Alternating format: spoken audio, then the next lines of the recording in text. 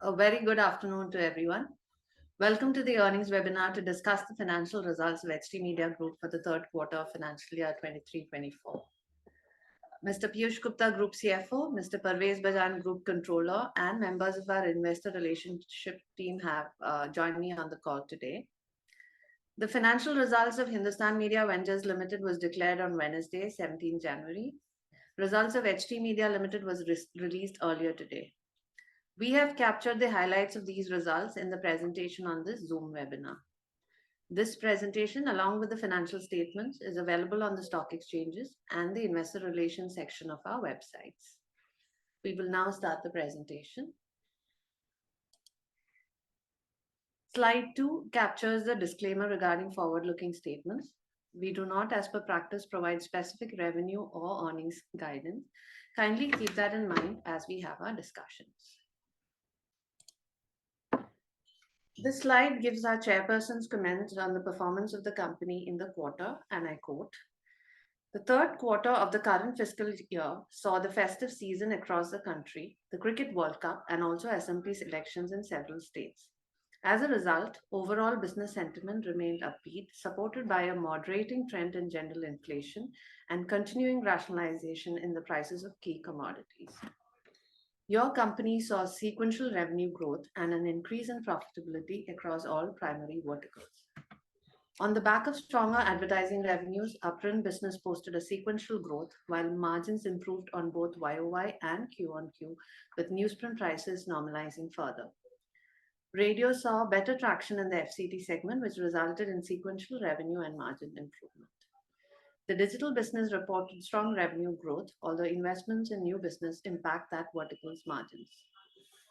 With the national elections around the corner and the infra push, we believe consumer spending will pick up, and we are hopeful of capitalizing on the same.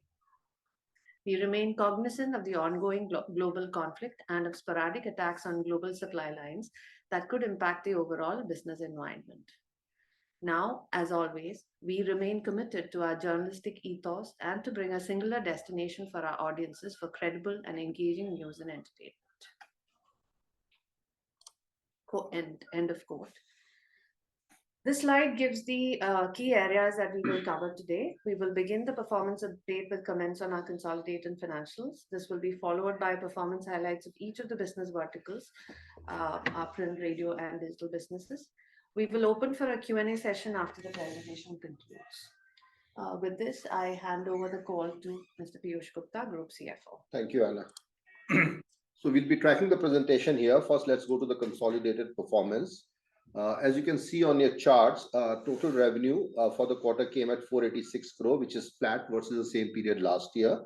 Sequentially, however, there's a 14% growth at second quarter being 427. This is primarily due to the shift in the festive season. If you look at the EBITDA lines, again, a flat number of 29 crores versus the same period last year with margins at 6%. PBT came in at a negative 22, which is an improvement of 8 crores versus the same period last year. And net cash remains at a robust 754 crores. In the key highlights, we've tracked that operating revenue saw uplift in the third quarter due to the festive season. However, advertisement spends in festive was muted as compared to the previous year and to our expectations. EBITDA continues to improve given softening of newsprint rates and despite higher investment in our new business, which is OTT Play. Moving on to business unit performance. If you look at the print performance, revenues were flat at 283 crores and a 16% growth sequentially over the prior quarter. Circulation revenue, however, saw a marginal decline of 2%, which is predicated on the number of copies. The RPC still remains strong. Operating revenues, therefore, came at 363 crores, which is down 2%. And versus the prior quarter, they are up 12% at 324, which was second quarter. Operating EBITDA came to 26 crores against a 4 crore negative last year with margins at 7%. In the key highlights, good sequential growth in ad revenue given the festive quarter and significant improvement in operating EBITDA and margins. Drilling down a level further, if you look at our English print business, on the left side of your chart is the ad revenue. So if we look at YOY growth at 158 crore, which is virtually flat versus the same period last year. Sequentially, it's up 20% at 158. Circulation revenue on a YOY basis is a 14% high. Sequentially, it's flat. If you look at Hindi on the left-hand side, ad revenues on a YOY basis, again, flat, a growth of 1%. Quarter on quarter, it's a 11% growth. Circulation revenue, however, both YOY and quarter on quarter is a decline of 7% and 6%, primarily due to reduction of copies. Radio has been a bit of a challenge, and in spite of our best effort, radio revenue, has not come up to speed as much as we would have liked to. There is a marginal decline of 4% with revenues tracking to 40 crores and operating EBITDA at 3 crore with a 7% margin and as against a 17% margin last year. Sequentially, of course, they were up 12%. And finally, digital. This is not the Digi Content Limited, which is a separate company. This is the digital, which all the logos are on the top of the chart. If we see the operating revenue came at 39 crores, which is a 34% increase versus same period last year.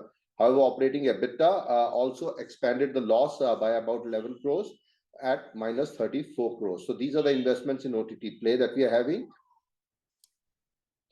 And with that, we come to the end of the presentation. Over to you, Anna. Thank you, Piyush.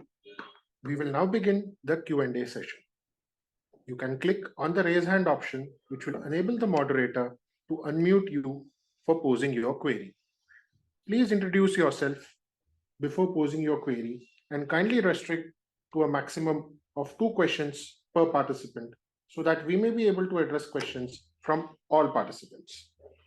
We will wait for a few moments while the question queue assembles.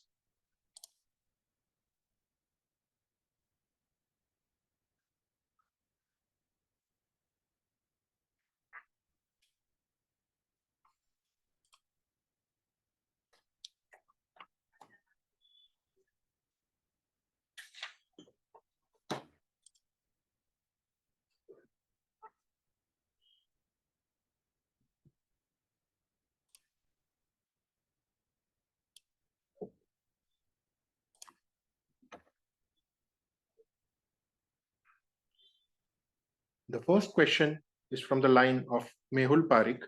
Please unmute yourself and ask your question.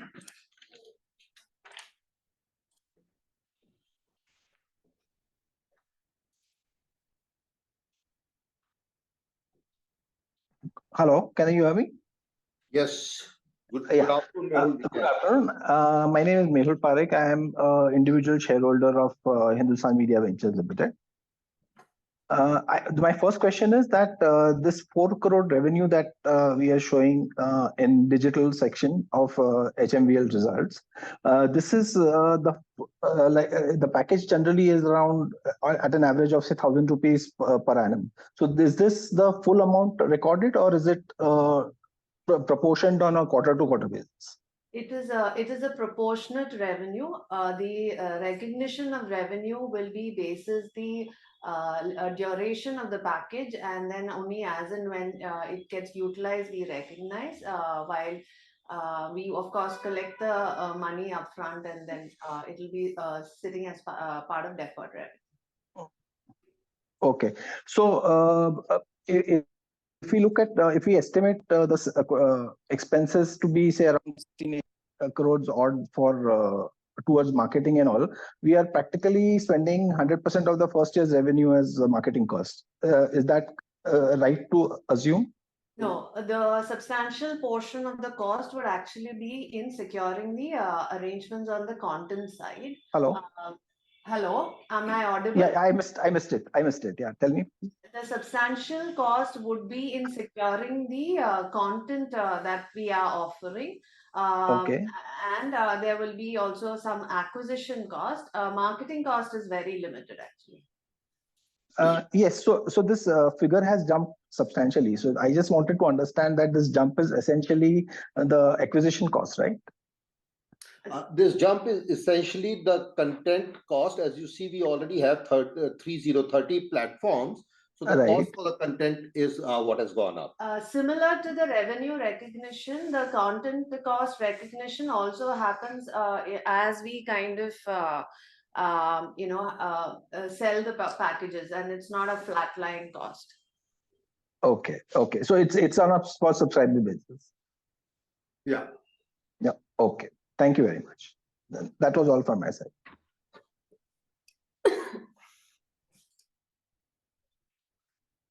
The next question is from the line of Sakshi Chabra. Please introduce yourself and ask your question. Hi, this is Sakshi here from Swan Investments. So my first question was I wanted to understand that the newsprint prices have already corrected significantly. Just wanted to understand what is the trajectory going forward on the newsprint prices? So Sakshi, hi, this is Piyush this side. So newsprint prices, if you look on a YOY basis, have already corrected close to about 19-20%. We believe that for the next couple of quarters, we will still see them sliding downwards. Of course, the wild card at this point is the shipping cost, which my colleague was highlighting earlier on in the presentation. Given the complication in the Red Sea and the shipping lines, etc., that cost has escalated, and that might impact adversely. But of course, shipping cost, though it's a substantial cost, but not a very substantial cost, that might have some short-term implication. But I think as far as the commodity is concerned, the prices will remain soft and probably go down a little from here on in the next couple of quarters before they stabilize for good. Okay, so another two to 3 quarters, you see it decreasing further. Yeah, though I am not predicting that how much the decrease will be, but we believe the trajectory will continue. Whether it will be 1% or 5% or 10%, only time will tell. But I think they are still to come down before they stabilize. And what would be our quantum of imported newsprint? On a consolidated basis, it's about 30%. If you have specific, on a consolidated basis, that's. Yeah, but Sakshi, that really doesn't make a difference. Indian domestic newsprint is priced in accordance with international newsprint. So think of it as a pure commodity. Okay, but no, I was asking because you said that the shipping cost, would increase. So, it is for domestic newsprint, the shipping cost would not be applicable, No, right? it doesn't. No, it doesn't work like that. You have to compare the landed cost of imported, and that's how the domestic newsprint supplier marks their output to. All right, got it. Thank you so much. And my second question was on the digital side, if you could throw some light as to what we are going to be doing in the coming year. So our main investment in the digital space from an HT Group consolidated business is the OTT play, which we have now taken to the market since beginning of this year. It's an aggregation play where we have a single user interface for the customer, which gives them access to over 30 platforms at a very affordable pricing, as well as with recommendation engines and user interface planned by the customer's preference. So that's the proposition, and that's our biggest bet in digital at this point of time. But it's the first year of scale up of this business. And if I may just add to what Anna said, given that we already have a big go-to-market in our newspaper business. The go-to-market in this whole business is what we call a physical and digital combined. This is a phygital. Acquisition cost to that extent should hopefully be not out of whack. And given that there's a market for consolidating OTTs and serving it to the end consumer at a very affordable price and not having a very big acquisition cost is the proposition. We've seen some early successes in the first year. Of course, that's where all our digital investments are going. Okay, so you're trying to say that your customer base is the same for your print and digital? No, not exactly. I mean, it is one of the various channels. So, we are, of course, going through the digital channel. We are going through the OEM channels, etc. But we have an inherent advantage of also having a newspaper channel, so which is an add-on. Okay, all right. But you don't see any sort of cannibalization in this aspect? OTT play and is nothing to do with ad dollars. It is more of a subscription business for people wanting to consume a certain extent of content. Right. All right. Thank you so much.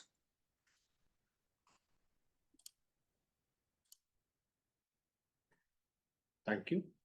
Ladies and gentlemen, a reminder to all participants that you may use the raise hand option on your screen if you wish to ask a question.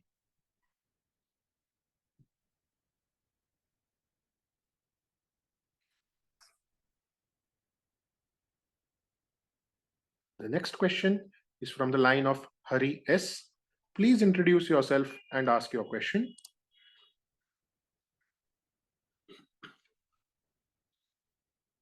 Hello. Yeah, hi, Hello. Hari. Yeah, am I audible, sir? Yeah. Yes, you are audible. Please go ahead. Yeah, this is Hari. I'm an individual investor. Regarding this other expenditure, like what is the reason for? Can you throw some light on that, sir? Increase in other expenditure, and this our raw material cost has come down, but why isn't that shown up in the net profit figure, sir? That's all, sir. Thank you. We have been talking about the investment in the new business, and that's really taken. So if you look at the segment results, you will see that there is a considerable investment in the new business, which has impacted the operating EBITDA when you look at an overall. But if you look at the segment results and look at the core business, you will see there is substantial improvement in the EBITDA margins, which we called out in our investor presentation also. And the cost of that new business largely gets reported in the other expense line, with some components sitting in employee cost as well. And therefore, the entire increase that you're largely seeing is on account of the investments that's going into a new business from an expense point of view. Otherwise, for all core business, the expenses are well under control. Oh, fine, ma'am. And continuing on that, ma'am, like when we like by which year we can say the investment phase is completed for this new business? Like what is the deadline or anything? This is the first year of having launched a new business, so it's very early to kind of put a deadline on this. Having said that, because it'll have to be scaled up a lot more before it gets profitable. But we are hopeful as the revenue scale up to start reducing the losses of this business quite a bit. Okay. Maybe what you're expecting it to be 1 year or 2 years, ma'am? At this point of time, can't give a specific date, but yes, it will have to start showing the ROI sooner than later. That's all. Okay. Thank you very much.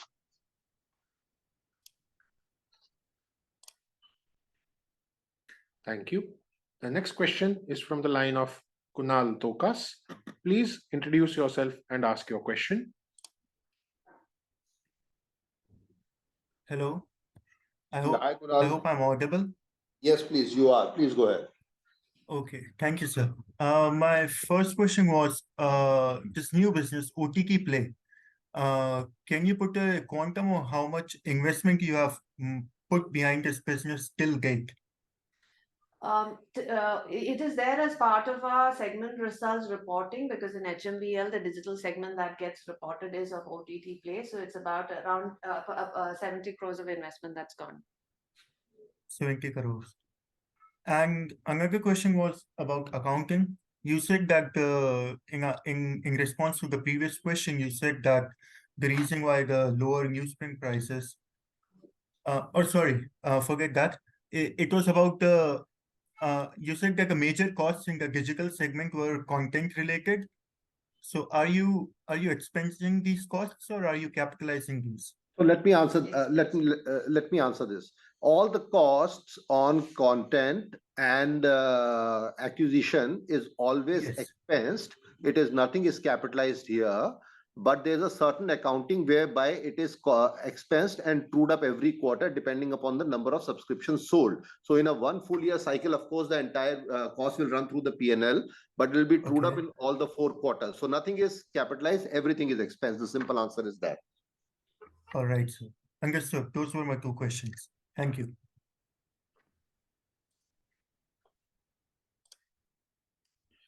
Thank you. The next question is from the line of Rishikesh Oza.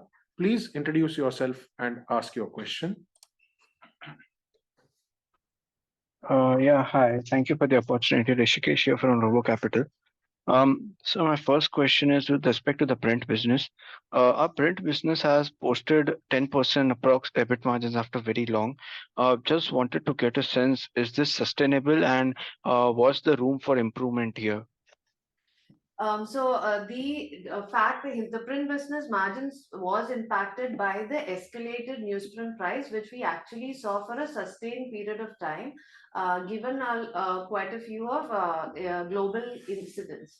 That has now come down, which is prima facie the reason why the margins have improved.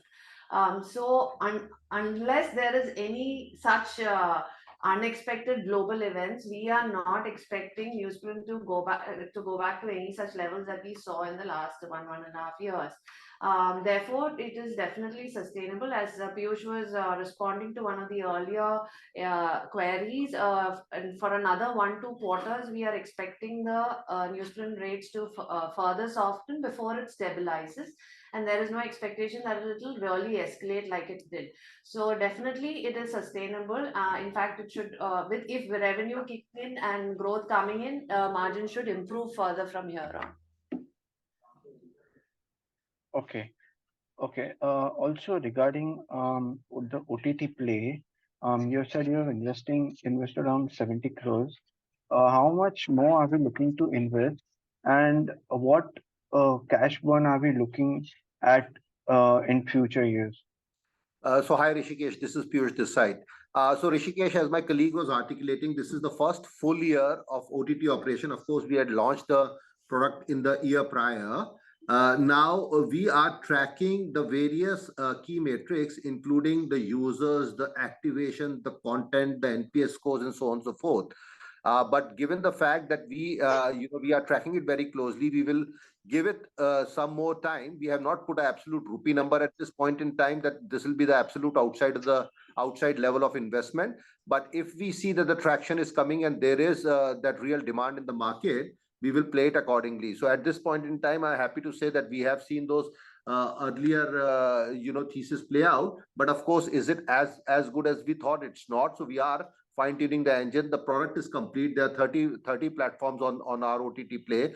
The sum of part or the pricing is not even half of what it would if you were to take them separately, and the customers are liking it. So now we will see in the next year how it plays out before we take a further call whether to scale it or the antithesis to that. Okay, and one more question.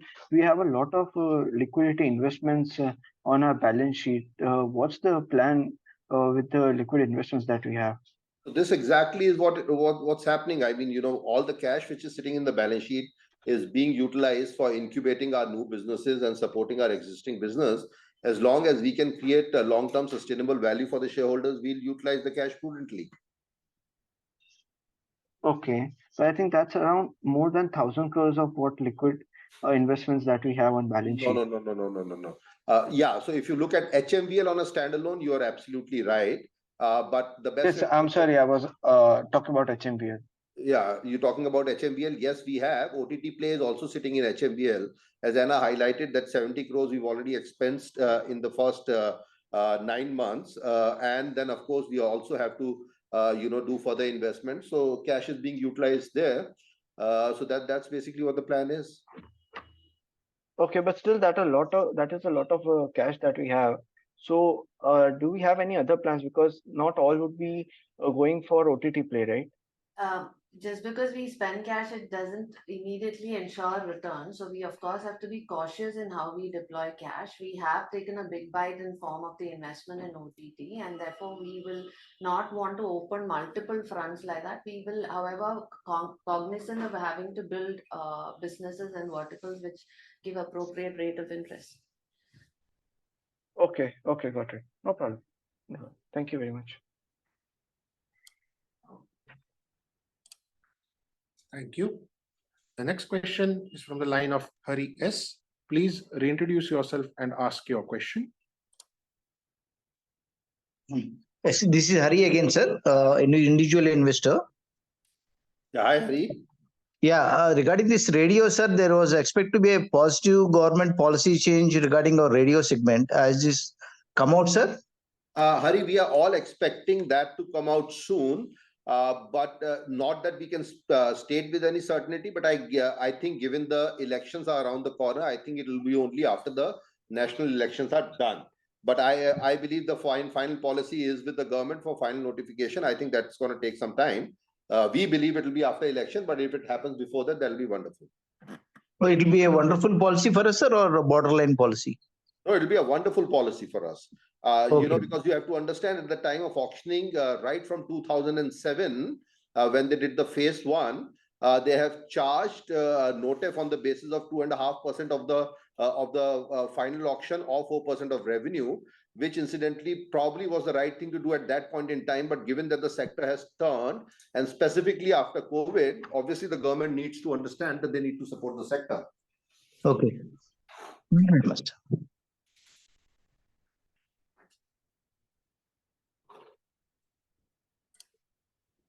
Thank you, sir. Thank you.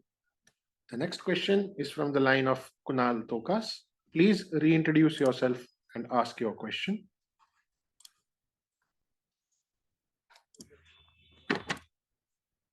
Hello, Kunal again. Hi, Kunal. Yeah, I just forgot one question. It was about the OTT play again. So what I understand is that it is an aggregator, and you said that it is a very good proposition for the customers because it will provide access to various platforms at less than half the price. Yes. So my question was, while it might be a very good proposition for the customer, will it be an equally good proposition for the business? Because it seems like there is no differentiating factor stopping someone else from providing the same service, is there? So we are not just buying various packages and just selling it as a bundle. There are other players in the markets doing that. However, what we are doing is a unified platform. What that means is it's a single login. It's not like any customer who buys OTT Play has to go to the individual 30 platform to log in. It's a single login to an OTT Play, which offers them content by genre, across platforms, according to their preference. It is not that they need to, it will be by their preference, so it's not that they need to engage with one of the provider versus the other. This proposition, incidentally, is not offered by anybody else. There is only one other player in the space. We are also looking at, from a customer base, we believe there's a lot of people who are still being serviced by cable and ISP providers who are beyond the big players in the market.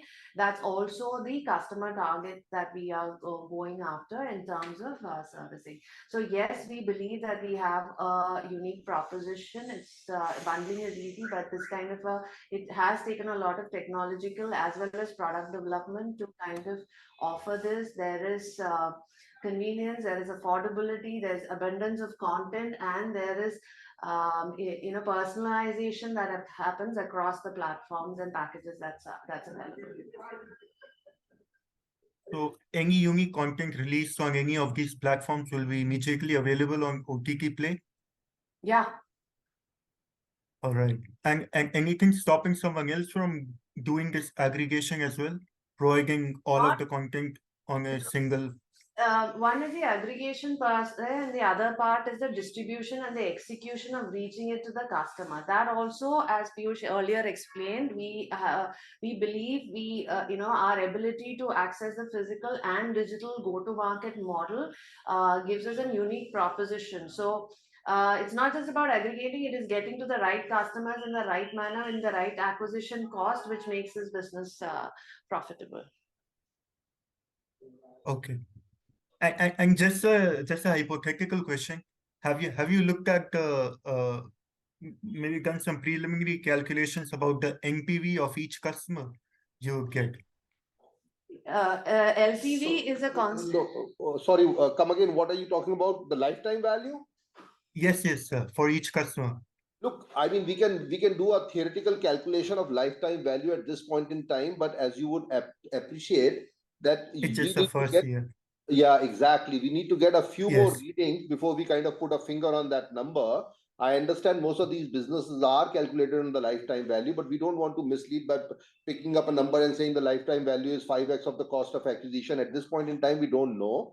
At this Yes. point in time, we have been finessing the product so that the product is delighting the customer. At this time, we are trying to get the relevant content. Therefore, 30 platforms are there. At this time, we are trying to get the customer at the least possible cost. Hence, the newspaper circulation channel is helping. And at this point in time, we are basically creating the product. And now that we have certain reading, I think the next year will give us a lot of readings, basis which all your questions will be answered. Understood, sir. And I appreciate your candor. That was all. Thank you. Thank you. The next question is from the line of Yash R. Please introduce yourself and ask your question. Hi, this is Yash R. I'm an analyst. Just wanted to know, the net cash, Piyush, has gone down from Q2 821 to 754, while our EBITDA has grown by 29 crore. That means we should have around 850 crore while we are at 750. So we have invested some 100 crore in cash. Yeah, so look, I think as Anna was articulating earlier, the OTT investment so far is around 70 crores. And given that the newsprint prices are on a certain thing, there is a certain amount of cash which is tied up in working capital, which will unwind itself as we close in on 31st March. Because right now that the prices are coming down, we are more on the spot market rather than a forward market, though there's no technically a forward market. But other cashes in working capital which will unwind itself. So come 31st of March, this number is only going to improve in spite of us financing the investment in OTT play. Yeah, but OTT play is already factored in the EBITDA, right? Yes, OTT play. You said you are not capitalizing; it is all expensed. So everything is expensed. However, you are comparing it quarter on quarter when the incremental spends on OTT is also increasing, and there is working capital investment, which is both on the newsprint side and I would also say receivables to some extent, because quarter three is a high quarter from a revenue perspective, while the collections will happen over quarter four. So actually, most of the money is tied up in working capital, be it receivable or inventory. And it will give a flip from now to 31st March, and that cash will come back to the company. All right. Okay. Thank you. Welcome. Thank you. The next question is from the line of Smiran Bhandari. Please introduce yourself and ask your question.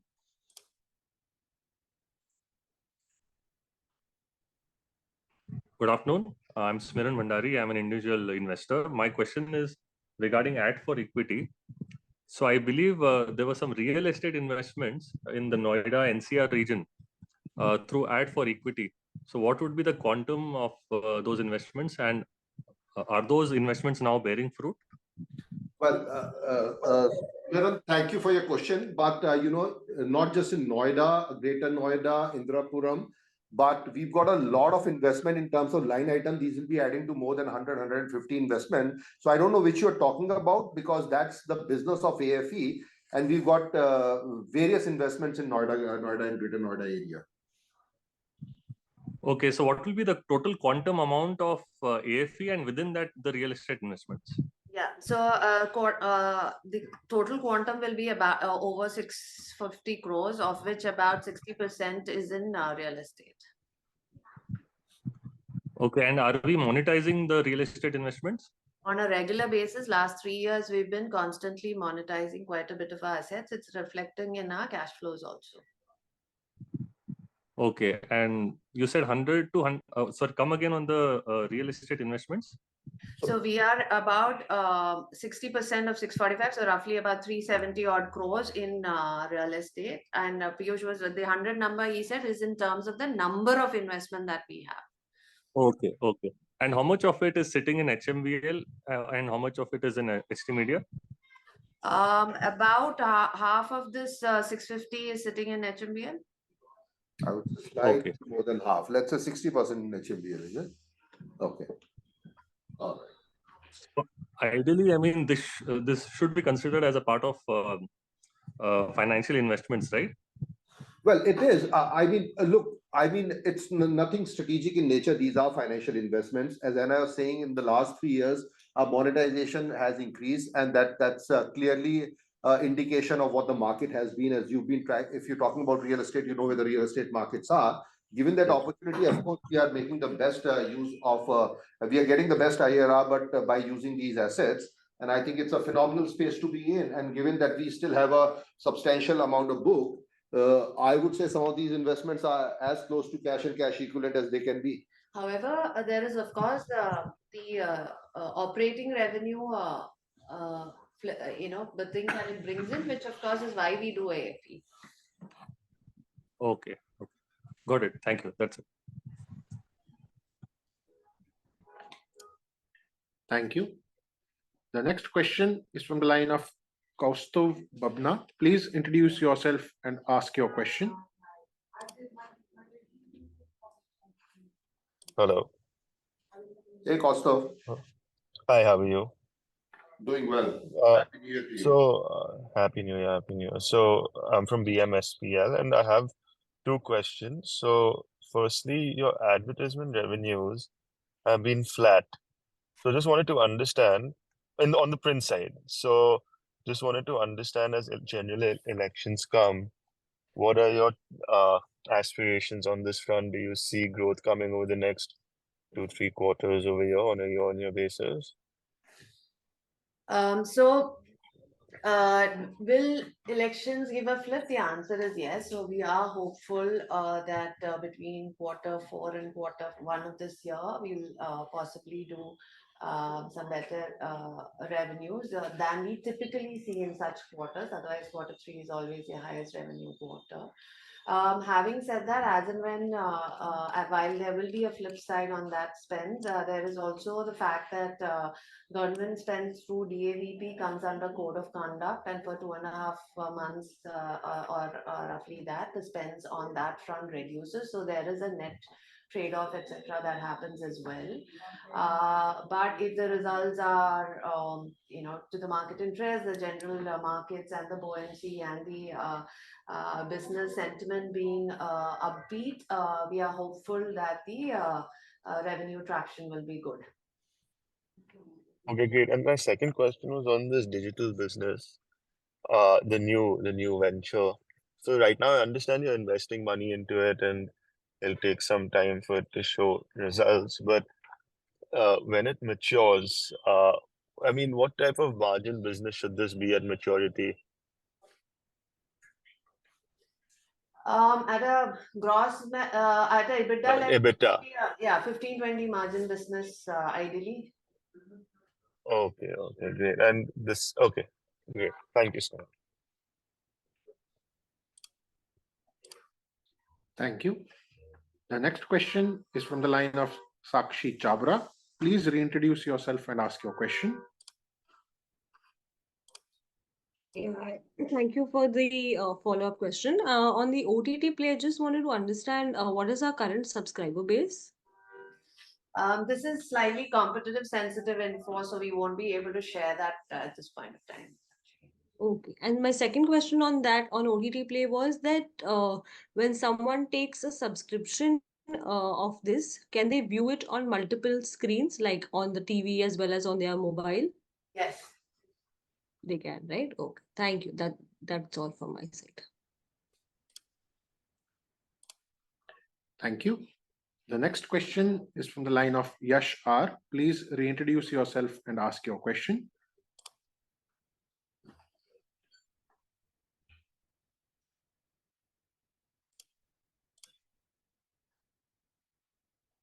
Mr. Yash, please unmute yourself and ask your question. Hello. Are you able to hear me? Yes, hi, yes, we can. Yeah. Please go ahead. Yes. Sorry for that inconvenience. My question was regarding the ad against equity and property. What ratio of the ad revenue comes from this stream? Yes, sorry. This is again competitive sensitive info, so we won't be able to share the exact percentage. Okay.